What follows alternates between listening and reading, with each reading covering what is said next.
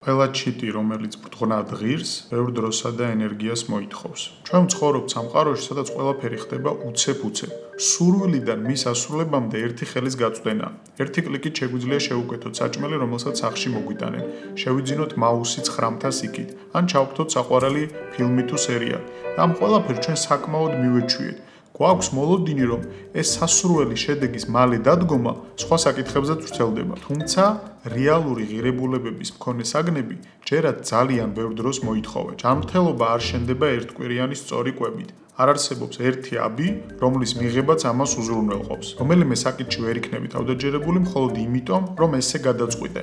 სანამ დიდ პრაქტიკას და გამოცდილებას არ დააგროვებ, სანამ 100-ჯერ არ წაიბორძიკებ, ეს რეალური თავდაჯერებულობა არ მოვა. მიუხედავად იმისა, რომ ეს ყველაფერი თითქოს გასააზრებლად მარტივი ჭეშმარიტებაა, მიდგომების შეცვლა მაინც ძალიან გვერდულება. პრაქტიკული წესი, რომელსაც ამ მხრივ შეუძლია დახმარება. აუცილებელია, რომ რეალური ღირებულების მქონე საგანს თავიდანვე გააზრებულად მივუძღვნათ 3 წელი. 3 დღე, 3 კვირა, 3 თვე კი არა, 3 წელი. მარტივი კითხვა უნდა დაუსვათ თავს. შემიძლია ამ იდეას 3 წელი დაუთმო. ერთი მხრივ ასეთი კითხვის დასმა დაგვეხმარება გავერკვეთ მართლა გვიღირს თუ არა მიზანი ძალისხმევად და მეორე მხრივ თავიდანვე ამდენად დიდი დროის აღება შეგვამზადებს შესაძლო იმედგაცრუებებისთვის დიდ გზაზე. დიდ ჭრილში დანახული მცირე წაბორძიკებები გაცილებით უმნიშვნელოდ გამოიყურებიან. დიდი დრო ერთგვარი ფილტრია, რომელსაც შეუძლია განსაზღვროს. ეს შენი უბრალო ცნობის მოყვარეობაა თუ რეალურად შეგიძლია იდეის ერთგულება. შენი ერთადერთი ნამდვილი საქმე პრობლემების გადაჭრაა. არ აქვს მნიშვნელობა ვინ ხარ. მოსწავლე, სტუდენტი, ექიმი, მეწარმე, ლიდერი, დირექტორი, დიქტატორი, სულ ერთია. შენი ყოველდღიური საქმიანობა პრობლემების გადაჭრაა.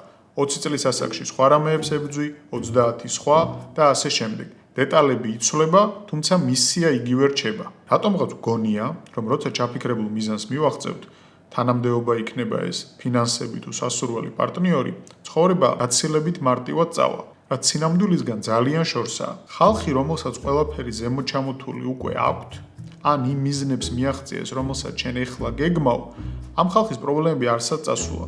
უბრალოდ ამჟამად ისინი სხვა სირთულის პრობლემებს ებრძვიან. როგორც კომპიუტერულ თამაშში ახალ ლეველზე გადასვლა არ ცვლის იმ ფაქტს, რომ წინაღობები უნდა გადალახო და პრობლემები გადაჭრა. უბრალოდ ისინი განსხვავდებიან წინა ლეველზე არსებული დაბრკოლებებისაგან. ეს პატარა ცვლილება გონებაში, რომ მე უბრალოდ პრობლემჭრელი ვარ, გვეხმარება გავხდით უფრო გამძლე, მშვიდი და ეფექტური, მიუხედავად იმისა, რა ეტაპზე ვიმყოფებით ცხოვრებაში. სასურველია სტრატეგიულობა. შენი ცხოვრების ხარისხი ხშირად პირდაპირ ასახავს იმ პრობლემების ხარისხს, რომელთა გადაჭრასაც ცდილობ. ფოკუსირდი მხოლოდ იმაზე, რისი კონტროლით შეგიძლია. მეორე წესიდან ოსტატურად და მარტივად შეგვიძლია გადავიდეთ მესამეზე. ჩვენ ხშირად ვცდილობთ გარშემო ყველაფრის დალაგებას. თუმცა საიდუმლო იმაშია, რომ შენი მისია სამყაროს შეცვლა არ არის. გითხავ, კაცო, შენ სამხედრო სტრატეგიას. თუ კიდევ პორტატურში გონია თავი. ჩვენი სტრესის, შფოთვის და იმედგაცრუების დიდი ნაწილი მოდის იქიდან, რომ ვცდილობთ ვაკონტროლოთ ის, რაც ცალსახად ჩვენს კონტროლს მიღმა. გერმანია ეუბნება თურქეთს და იაპონიას. მე როგორ გასმივადგები, შენ მაქიდან და დროის ხარჯვა და ფიქრის ხვის პრობლემებზე, სამყაროს გამოსწორებაზე, ან მსგავს გლობალურ თემებზე, ეს ერთგვარი პირდაპირი რეცეპტია იმედგაცრუებისათვის. შენს გარშემო რა ცოტა რამ არის დასალაგებელი. პასუხისმგებლობები, მიდგომები, ჯანმრთელობა, მიზნები, არასაკმარისად დიდი ბრძოლის ველია? ქართული ანდაზა, რომელსაც ხშირად ვახსენებ საკუთარ თავს და ამ წესის ალტერნატიულ სათაურადაც გამოდგებოდა, არის შემდეგი. ძაღლი შინარ ვარგოდაო, სანადიროდ გარბოდაო.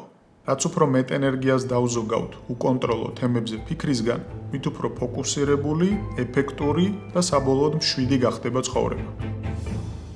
მიიღე რჩევა იმ ხალხისგან, ვისი ცხოვრებაც მოგწონს. რჩევების ნაკლებობა ნამდვილად არ არის ჩვენს გარშემო. ყველას აქვს შენთვის რჩევა, ნათესავს, მეგობარს, მეზობელს, ვიღაც ტიპს YouTube ვიდეოდან, დავუშვათ, მაუს ყიდულობ ონლაინ.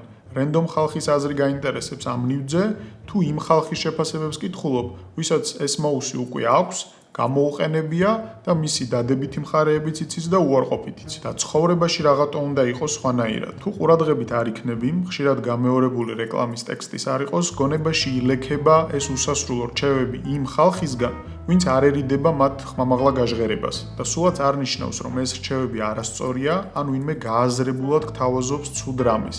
არა, შედეგებს უნდა დავაკვირდეთ და შემოვიტანოთ ფილტრი რჩევების გასამიჯნად. ცხოვრობს ეს ხალხი იმ ცხოვრებით, რომლითაც შენ გინდა რომ იცხოვრო. გაცვლიდი შენი ცხოვრების მონაკვეთს, მათი ცხოვრების იმ მონაკვეთზე, რომელზეც რჩევას გაძლევენ. მართალია ეს 4 წესი მე ძალიან მომწონს და ვცდილობ გამოვიყენო, მაგრამ მსგავსი რჩევები არის ტანსაცმელივით. უნდა მოიზომო, სცადო, შეაფასო. თუ მოგერგო და გამოგადგა, ხომ კარგი. თუ არა და არასასურველი რჩევების არ იყოს, ერთ ყურში შეუშვი და მეორედან გამოუშვი. სულ ეს იყო. მოიწონეთ ვიდეო, გამოიწერეთ არხი, სულ კარგად ბრძანდებოდეთ.